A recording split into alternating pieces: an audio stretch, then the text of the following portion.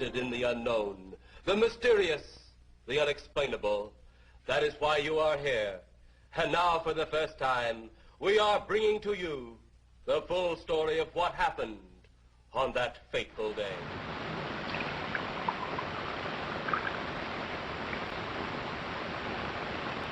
Aren't you drinking? I never drink. Why? Well,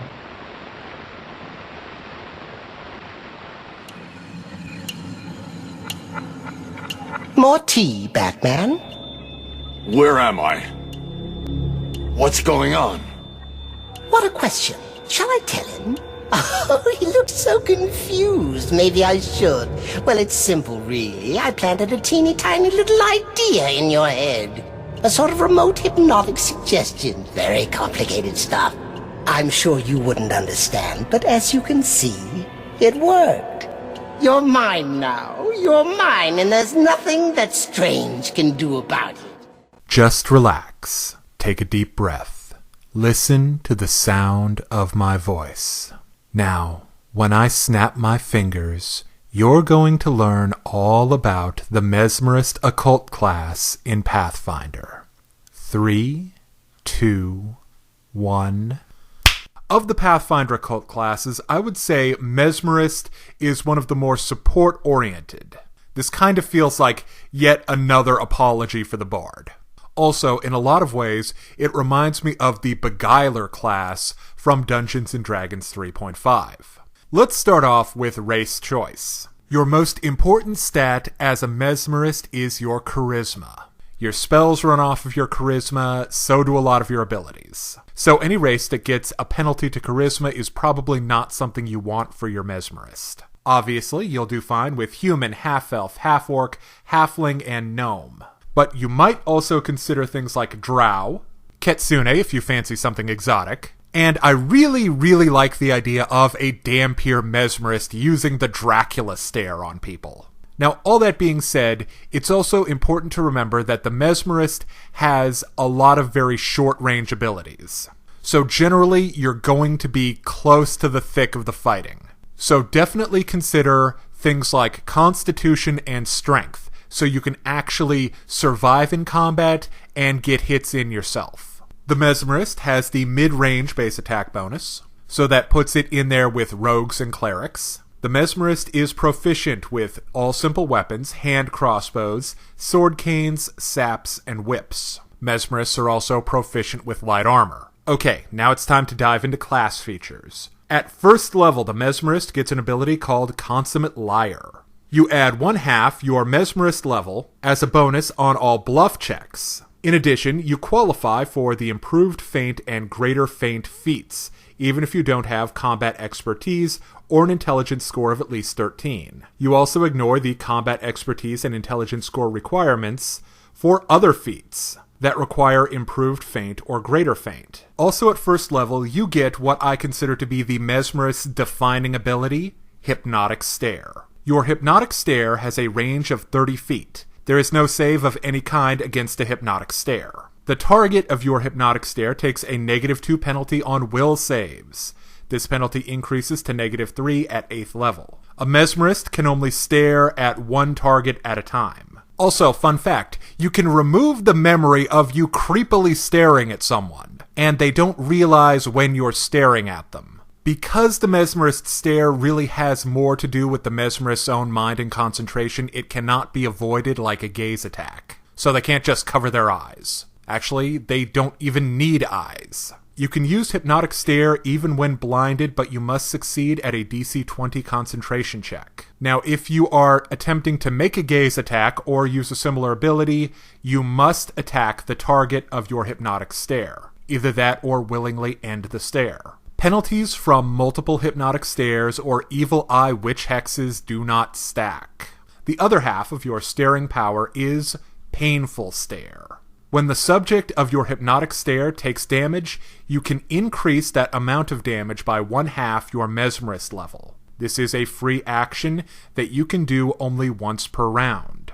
Now that is if you choose to increase an ally's damage. If you choose to increase your own damage, The damage increases by 1d6 for every 3 Mesmerist levels you possess. The next class feature that the Mesmerist has are Mesmerist tricks. Each day, the Mesmerist can implant a number of tricks equal to 1/2 his Mesmerist level plus Charisma mod. This works only on allies or willing creatures, and you can only have 1 trick implanted at a time. Implanting a trick is a standard action.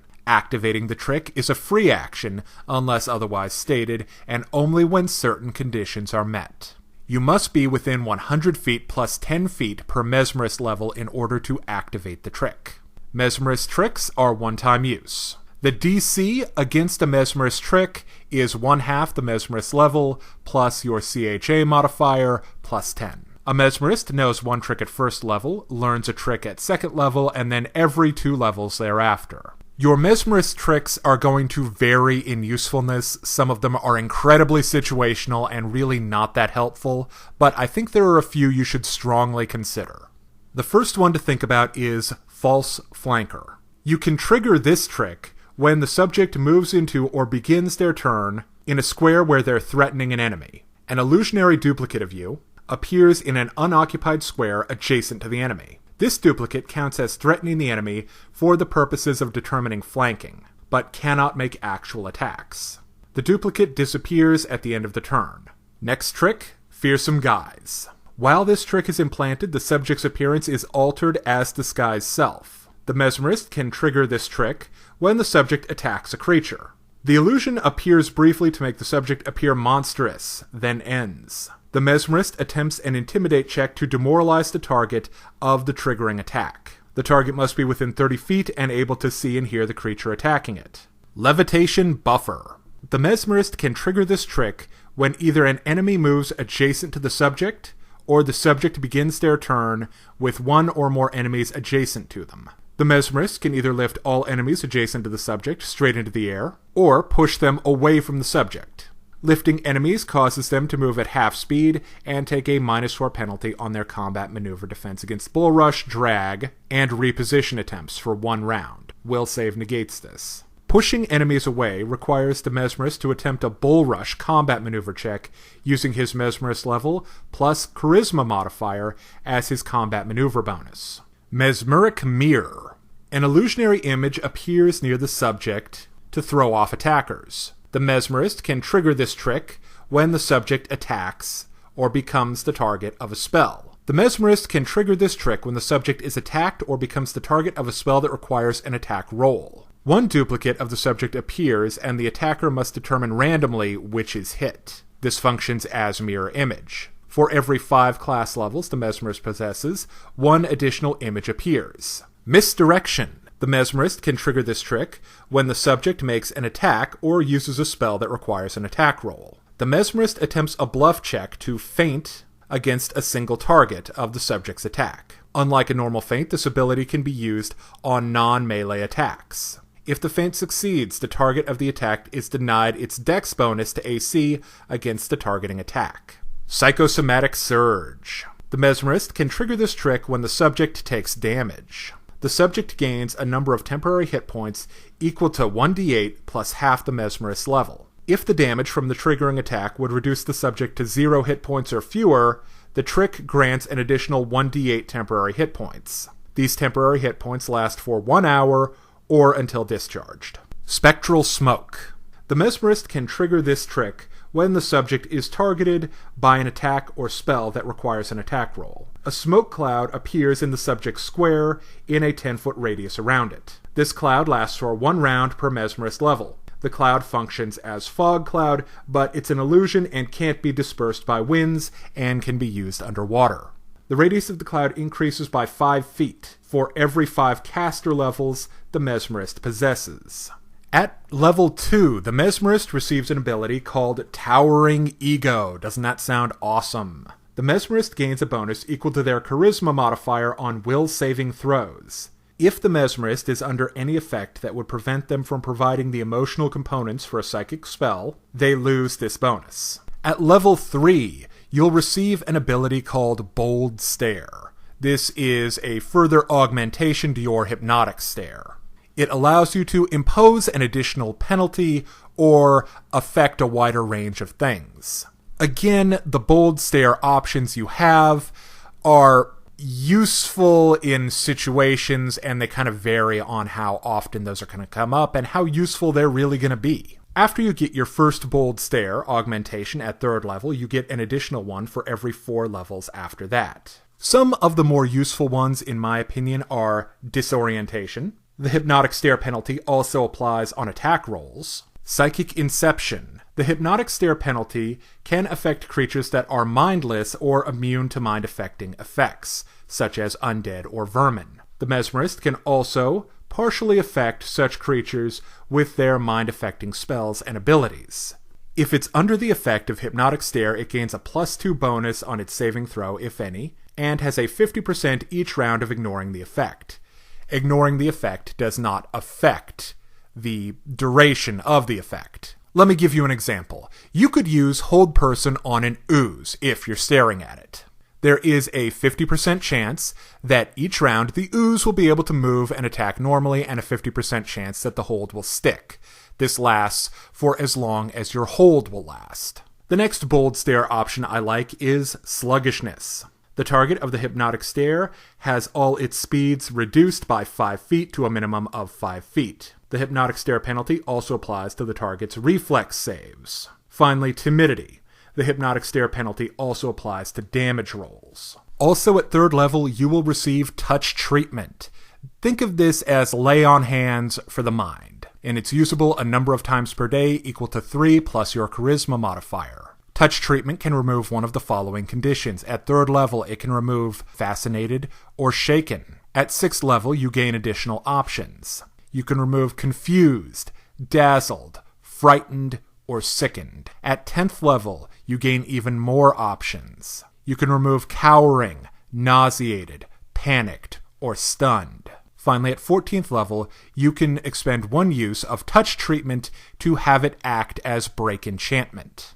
At 5th level, the Mesmerist receives Manifold Tricks. You can have 2 tricks implanted at any one time, plus 1 for every 4 Mesmerist levels you possess. Also at 5th level, you receive Mental Potency. Both the HD limit and the total number of HD affected increases by 1 for every enchantment and illusion spell you cast. As an example, you could affect 5 HD worth of creatures with Sleep. You could affect 2d4 plus 1 creatures with Hypnotism, and change the categories of creatures affected by Color Spray to 3 HD or fewer, 4 or 5 HD, and 6 HD or more. Okay, so now that I've covered your first 10 levels worth of class features, I want to talk about your Mesmerist spells. You kind of have the Bard problem where you have a limited number of casts per day and a limited number of spells that you know. And I think you would do best to focus on enchantment and illusion spells. So think things like Hideous Laughter or Hold Person, and I think you could really do some serious damage with something like Phantasmal Killer. Finally, I want to talk about feats. As a Mesmerist, I think that because your weapon selection is so limited, you would do well to consider additional weapon proficiency feats. A bigger weapon would really work well with Painful Stare. Also, there are some feats which augment your hypnotic and painful stares, such as Bleeding Stare.